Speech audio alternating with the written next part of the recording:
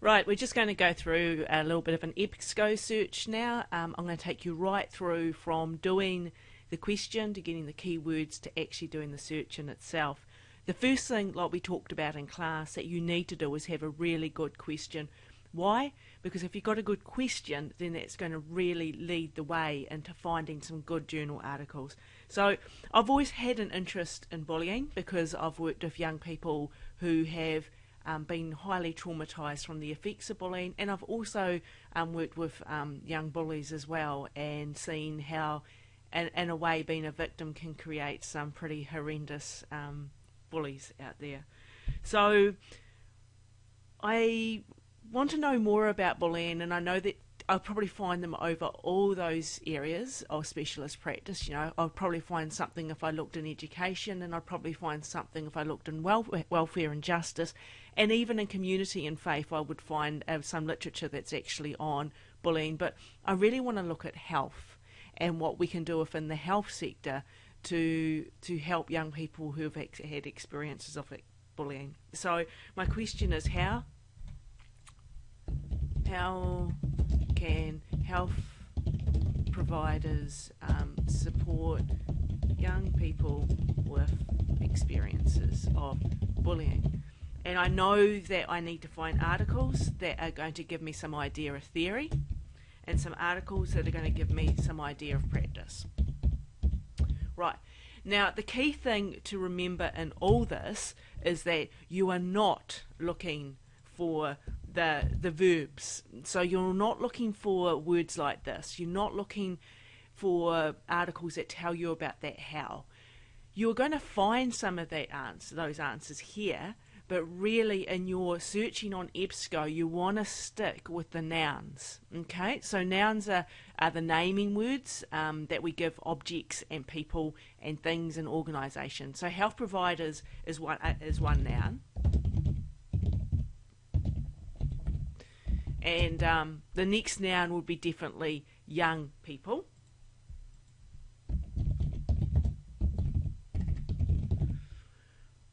And the final one that we'll be looking at, because it's naming of a phenomenon, is bullying.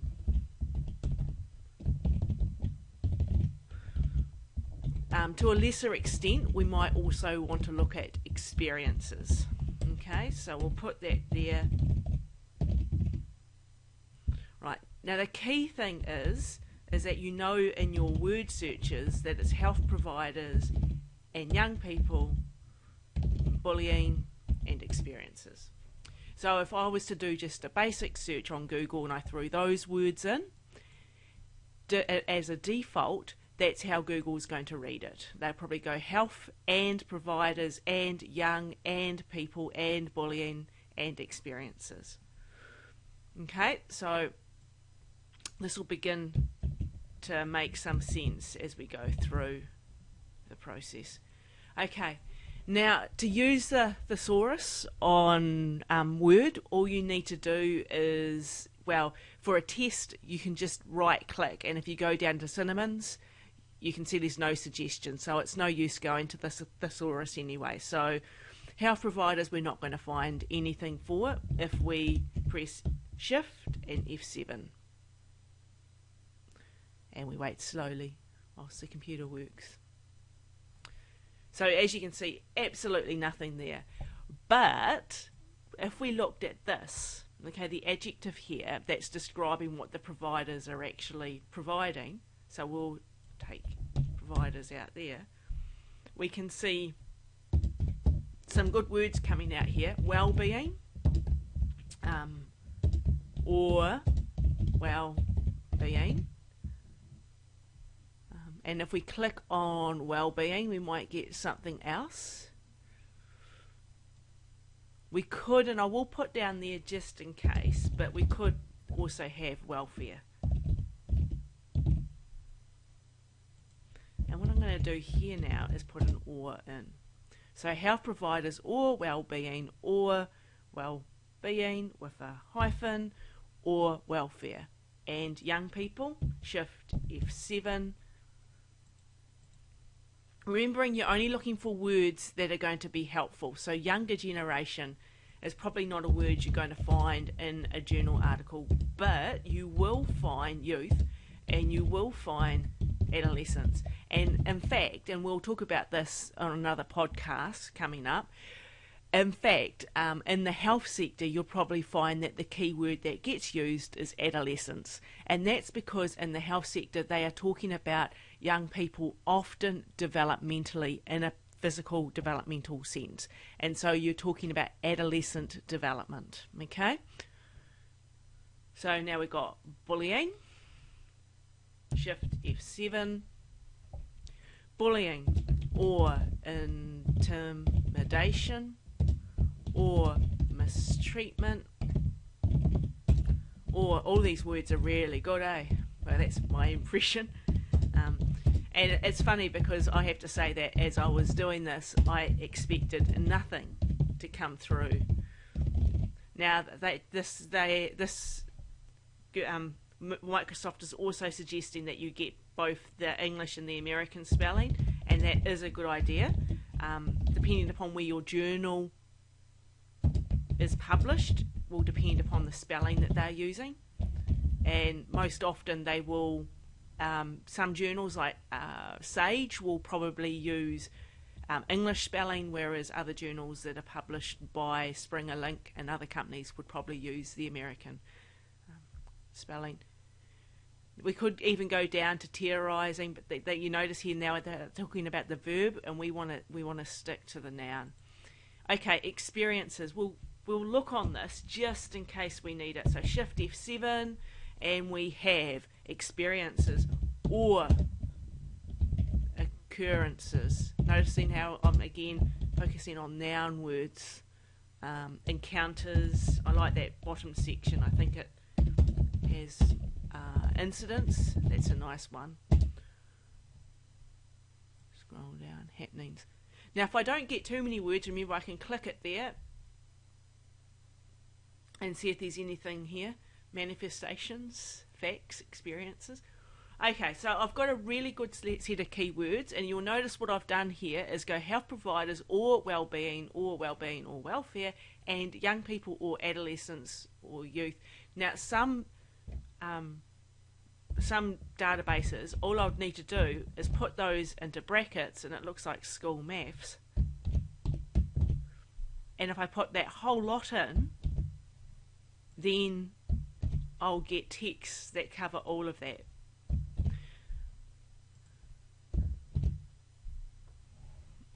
If you're just using one word on each section, you're probably only going to get a very small amount of journal articles, but you can increase it with that, or you'll see that the way that I do it is I try not to confuse EBSCO with too many ors. I use the boxes instead for it. So here we go. We're going on to WellTech now, and doing this from home is good because I have to log into the website, and I'm hoping like anything there's no earthquake. Whilst I'm doing it, the first cut of this, there was an earthquake, so I sort of lost a bit. I think we're a bit shut today, as the notice says. Come down to the library. Now, for those of you in Auckland, you'll remember that we went straight here. Today I'm just going to go here. So if I can remember some words, it would be youth, well-being, bullying. Okay, so youth and well-being and bullying.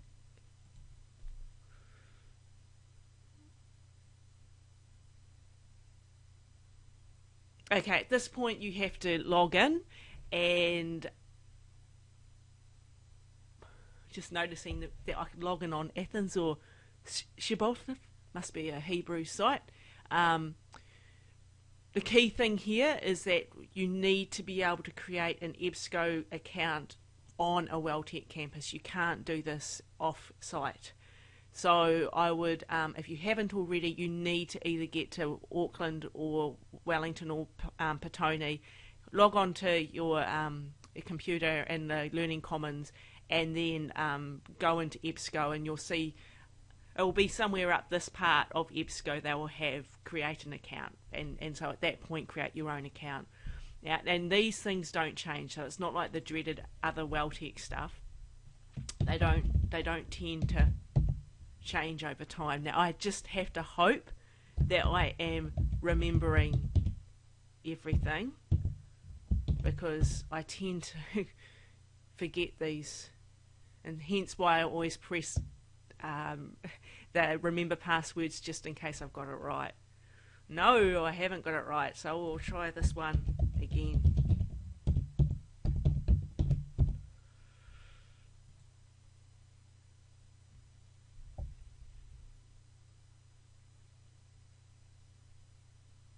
Fingers crossed, it's saying it's waiting, which is probably better. Yes, I've got it.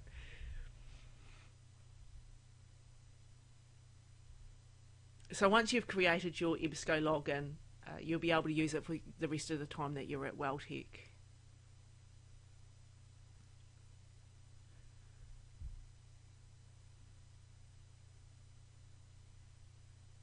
So here we are. Now what I'm going to do now, and I like this screen better than what you get from electronic journals search, is put these words into separate boxes. And what you will notice, and what I'll do is just make that screen a bit smaller.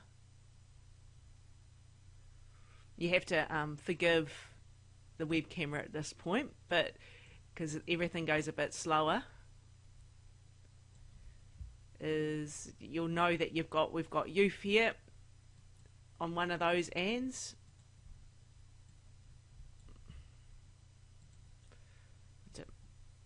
Youth and well-being and bullying.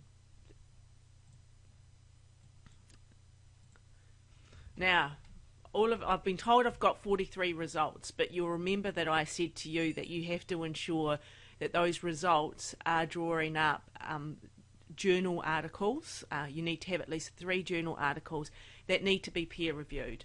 So what you need to do here is tick the scholarly peer reviewed journal box. Now what that means is that to get published, someone else has read that journal article and said, yes, this is kosher, this is good stuff, this is stuff that we need to actually publish and get out into the sector.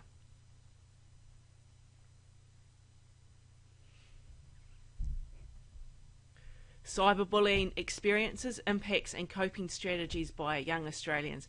That looks absolutely brilliant. It looks like I actually did this search last week, and I have a folder with these items in, so that item's there. Adolescent well-being and supporting context in a comparison. Now I might have a look at this, so I'll just click on this, and what it will do is open up the abstract. And the abstract is a very short summary from the author's perspective of what's in the journal.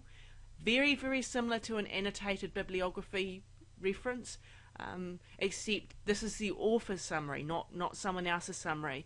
And the author isn't out to say that their article is of interest to other people, or it never tends to offer any critique or comment, and you'll be doing that within your annotations. You'll be saying whether those annotations are of relevance. So I'm just going to read this.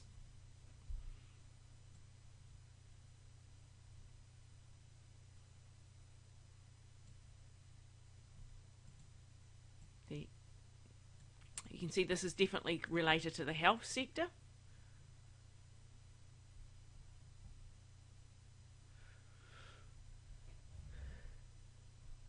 So I think this one, I can already tell it's going to have a few charts and graphs in, but yeah, I'm going to definitely put that into my folder, and I'll come back.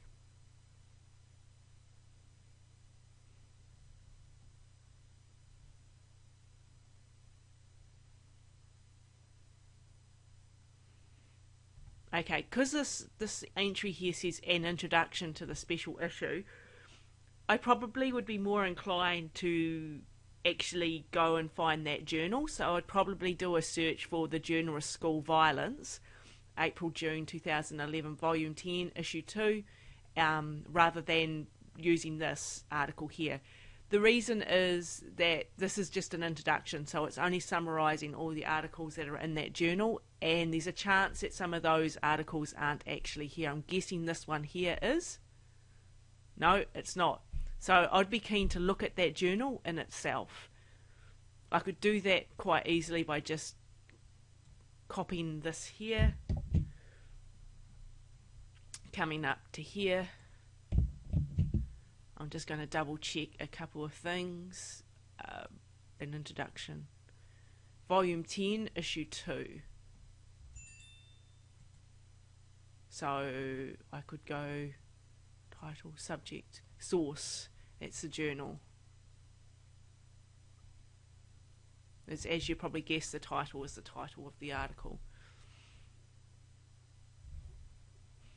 Now what it's done is it's opened everything within that journal, but I could then go through and see if there's anything, you know, even something like this might actually be of interest, but again I'm wanting to find that health side of things, so I may not want to look at all of those. That top one I definitely would want.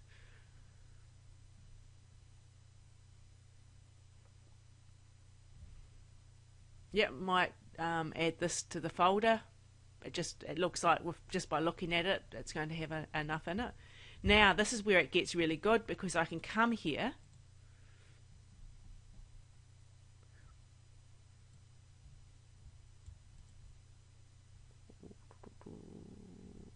definitely can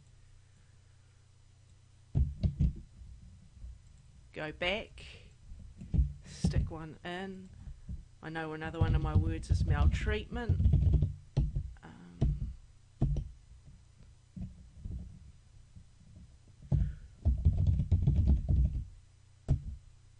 Oh, that was a mistake. I have to make sure I go back to select a field optional, because I'm going to get no results, as you can see.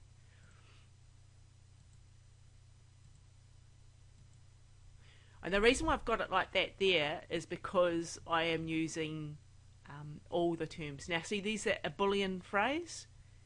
So what if I wanted to, I could come here and type all of this in. And as long as I've got the ands in between each section, I'd be fine. Shall we give it a go, eh? So this.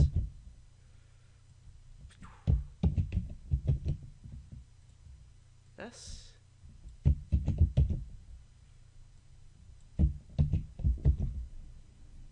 And we won't go down to experiences. Okay, now it's going to take a while because we've definitely told it to absolutely look everywhere. And this is what happens when you've got lots of ors, so that's why I tend to go through and play with each line separately. You do tend to get a lot of articles, and all of these, believe it or not, are scholarly journals. So what I might actually do now is actually break this down to the last 9 years, is it? Yeah.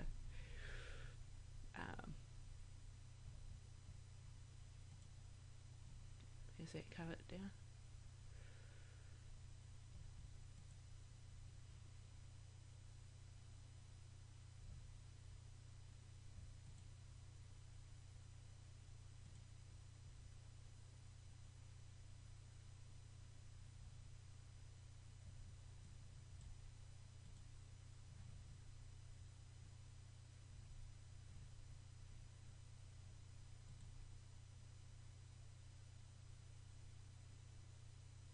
I'm just looking at what I can actually limit it to.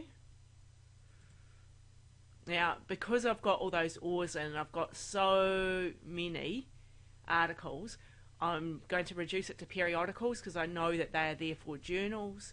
I'm going to say just look in the abstract, because if it's in the abstract, then it's going to be a focus of the article, and I probably will choose English as a language. I won't play around too much. Oh, I see I can do absolutely everything. So we'll now come down.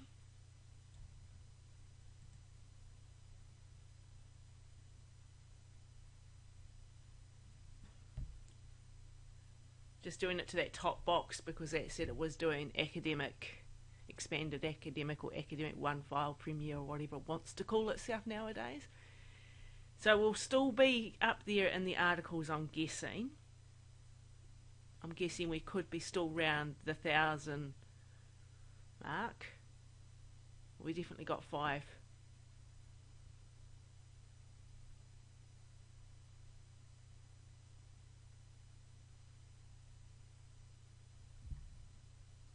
Yeah, 1,005. So we got rid of a 1,000 of the articles. Now, what I would do at this point is, this is what I did in my PhD, is go through and actually just start looking for articles that are of interest.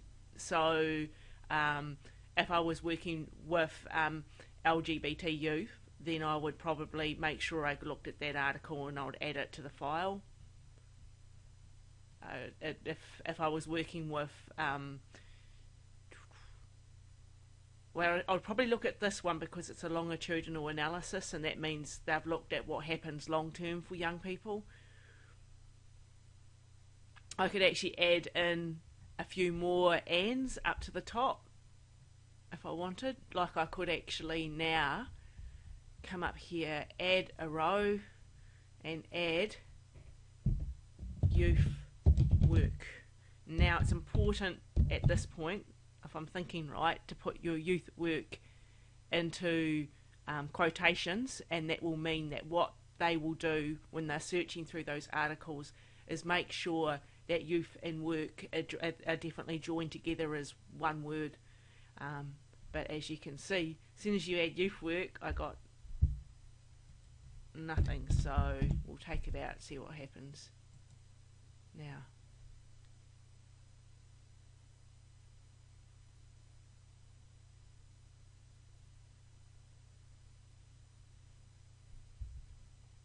I can see straight away that this isn't really of use. I definitely got it down to 12, so that's going to help. And you can see why I joined those two words together, because what ended up happening now is a social work call to action.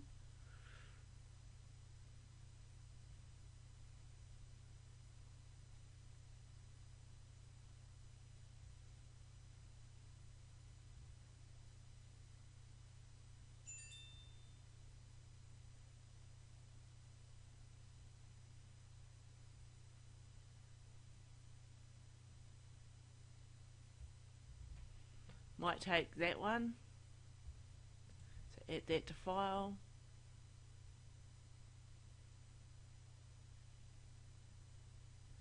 Okay, so we'll see how many I've got. Now you got to remember I've actually gone through and done quite a few of these searches last week as well, so I actually do have a folder here.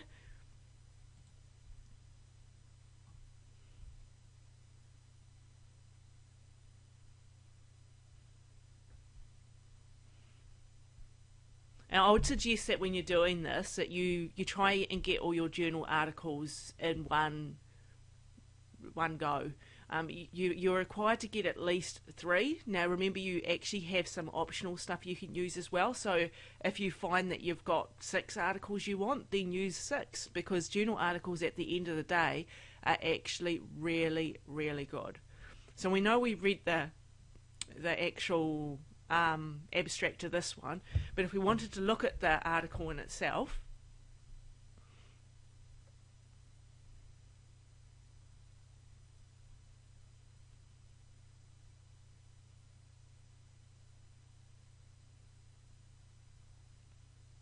we can open it. It does take a bit of time, and you'll see up here that button there allows me to download that straight onto my computer. So what we can do now, and this is what I tend to do, is an SQ3R. I've read the abstract already and seen that it's got some points of interest in, and then SQ3R reminds me now to scan and look for key points of contact. So I will start going down by looking first at the introduction.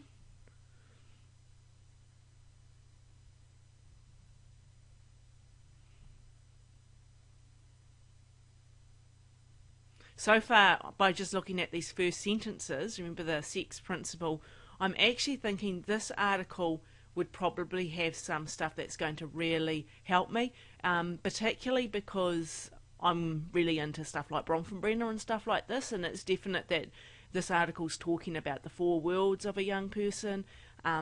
So whilst it might not be talking about youth workers, it's definitely talking about theories that I know. So I know straight away I can read Bronfenbrenner into that article and see that it's actually going to be really, really helpful. Social capital, that's another term that Bronfenbrenner uses. It's also a term that's used within sociology as well. So this article could really help me get to understand some of the theories behind youth work. It's also been referenced in APA, so on a side note, it would probably help me to see how referencing works in APA in a journal article. And what you see here is the literature review. So you can see that they're trying to, rather than just dumping in and summarising each text, they're trying to blend the stuff together, blend the stuff in that they've read together. The methodology, so what they actually did. Now, the part of interest is also going to be, I tend to, when I do SQ3R, is jump over the methodology. I only tend to read the methodology in detail when I'm going through to see whether things are of significance when it comes to the findings of the article. And I'd like to do that because then I can see whether I can argue with it. So it's got some stats in, and if I'm scared of stats, I'm probably going to be turned off the article. But the key thing to know about journal articles that have stats is that they also have to explain those stats. So I'd probably look at those tables and then I'd read the results section, which is going to explain things to me. Okay? And if I don't understand what's in the brackets, I'm expecting that the author is going to explain things like overall conceptual areas of school satisfaction and social support variables were the greatest predictors of young people's well-being. Don't worry about this because you probably don't understand it. We'll talk a little bit about that in the evaluation course, but yeah, I wouldn't worry too much about it. And then the discussion section. So I would just go through and look at the first sentences of each paragraph, see whether there's anything of use. I've decided that this article, though, already, because of its definite links to theory, is probably going to help me in making sure I've got a good article, so I'll download that one.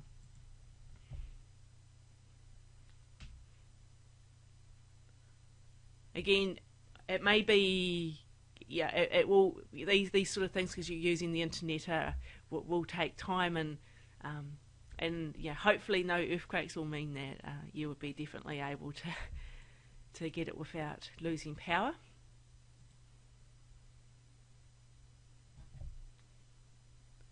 So this is an actual report. So I wouldn't count this as a journal article. Well, it actually describes itself as a book. It's a full text book that's available. So I'm like, I read the abstract, and I've read this one, and there's a definite focus on youth work and racism, and bullying is, racism is one form of bullying. So I'm actually quite keen on this book just personally. So whether it's going to be useful for me for an annotated bibliography or not, I don't know. But in this process, I've found something that I think could be really, really useful later on. So yeah, I'm going to click on the link and see what happens. And so far, so good. It's from ERIC, Education Resources Information Collaboration Centre. It's a very, very, very esteemed database of records, one of the biggest in the world. So yeah, so it's telling me that they don't publish stuff online anymore prior to 2005, but they're happy to send it to me if I can put in my email.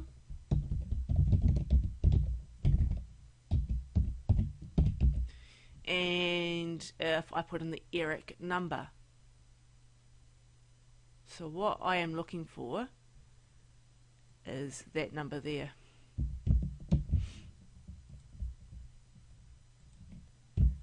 Why I know that? It's because it had an ED at the beginning of it. submit it, and now it's getting processed. Now you can actually carry on searching on ERIC, but not everything will be available for you in New Zealand. But yeah, I'm really wrapped with that. It's a good find. Another one for my own database. I'm really into restorative justice, and restorative justice has a very strong foundation in sociology, which is one of my passion areas.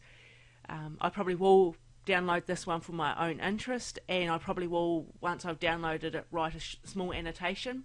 So I have a program, I'll show you that program afterwards on my computer, and I can look up these same things here. So this is definitely, I'm just looking at the abstract, and it's got words like approaches, which you know are practice-based. So I'll be, yep, I'm going to download this article, and at the same time I just hope that, yeah, this article is going to give me some really good information for my work. That's the one thing about academic journal articles, is because they have been peer-reviewed, and that you know that they're going to give you information that's going to be really, really useful. So that's basically how you use EBSCO. It's really, really exciting. It's a really good toy and tool. I personally really enjoy it. I also use other resources as well. I have access to the Vic library, so that helps. But the key resource I have, which you have access to, is my Endnote library. So we'll just get there. Now this is a nerd in me coming out. We don't have this program at Welltech, but you do. What most people use this program for is for referencing, and I use it for research as well. So every journal article I've read, or those stuff that you've just seen, the ERIC report, as well as the 2 journal articles that we looked at, I will make sure that I get copies of those and put them into my ERIC. So I've got 8,407 references, and I will just do a search. Looks very similar, doesn't it? And I can change this into ors and not. So I'm wanting youth, spelt right, Boolean, and I'll put health in.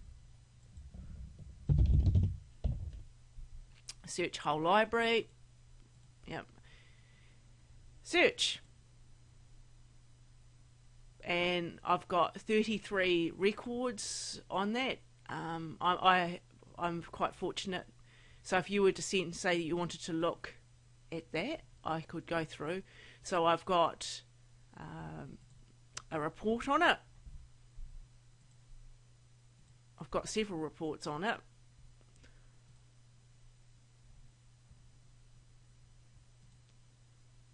I'd probably go back through now. With what I do, I don't think I've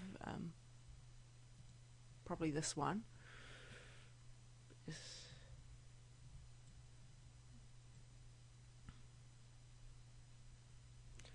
This is me starting to engage in a little bit of an annotation myself. So what I do when I'm working gathering resources is I have a database, and if I have access to the abstract, I put the abstract in, but then I go through and get key quotes and start to argue with the quotes, and comment on the quotes. So that would be one example of how I use annotations myself. It's not quite what you're doing. I suppose the best place for me to go to show you the annotations in action.